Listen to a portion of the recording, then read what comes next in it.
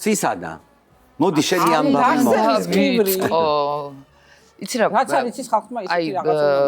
ეხლა ბანალური როგორ არის, მაგრამ არასოდეს არ დამავიწყება ის წამები, როდესაც პირველად ჩემს შვილებს ხვდებოდი და რასაკვირველია ყველა დედისთვის ეს არის. მაგრამ პირველად რომ ჩემი შვილიშვილს შევეხე, აი მახსოვს რაღაცნაირად ესე მივედი, ესე თითებს უთვალიერებდი, რაღაცა მაჯისცემა, აი ეს მახსოვს, იმიტომ როცა მივხვდი რომ ვიღაცა გაჩნდა, რომელიც არ ვიცი ვინ არის, იმ წუთას არ ვიცოდი, მაგრამ აი ძალიან ფრთხილად ჩემს გულში ჩაძვრა. ეს რაც შეეხება, ვთქვათ, ახაც დადებით ემოციებს, რომელიც, არასოდეს ჩემი ცხოვრებიდან ეს ემოცია არ. ეს არის ყველაზე მაგარი ემოცია. ყველაზე. მაქვს ისტორია, რომელიც არ მინდა დეტალებში შევიდე, იმიტომ რომ შენ იცი, რომ მე არასოდეს არ მიყვარს რაღაცების სააშკაროზე გამოტანა.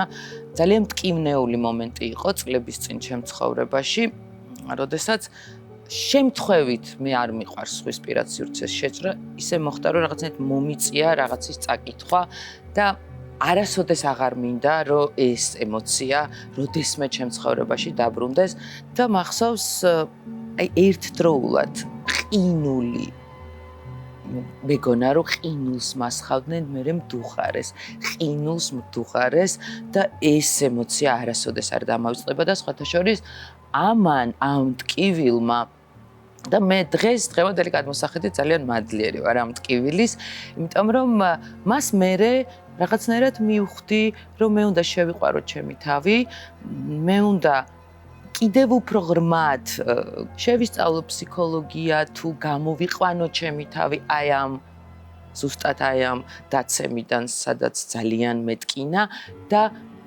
ჩვენ არასოდეს არ გვექცევიან ისე რის უფლებასაც არ ვაძლევთ, აბსოლუტურად ყველაფერი ჩვენი ბრალია. და აქედან გამომდინარე, აი ეს შეგრძნება მახსოვს ძალიან ცუდი იყო. კიდევ მინდა მოვყვე პირველად ვყვები მამა მაპატიე. ვიდი აი პირველად დასაწყები ეგ მაინტერესებს. 6 წლის წინ მე და ჩემი ორი მეგობარი ვიყავით სადღაც კლუბში. 3:30 იქიდან გამოვიდა მართლა ცოტა მქონდა, მე არ მიყვარს ზედმეტი ისასმელი. გამოსვლის წინ რაღაცა კოქტეილი მოვწრუპე, ალბათ მწყუროდა. და ბარაზისხევით ამოვდივართ, ნატა უნდა დავტოვო შვეშტაიშვილის ქუჩაზე, ანუ ჩიხში, ვაკეში და უცებ პატრული ბარაზისხევში, მეძახის პატრული რომ გააჩერეთ.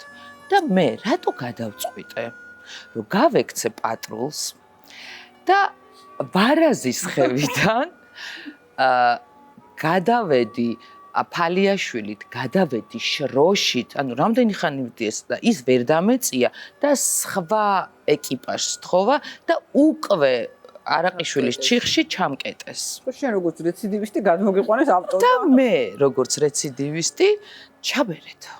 აი მე მევტყარი გეხვეწებით არ ჩამაბერენოთ. არა, როგორ? არა, გეხვეწებით. დედა, მამა, შვილები ძალიან მცხვენი არ გამიშვათ.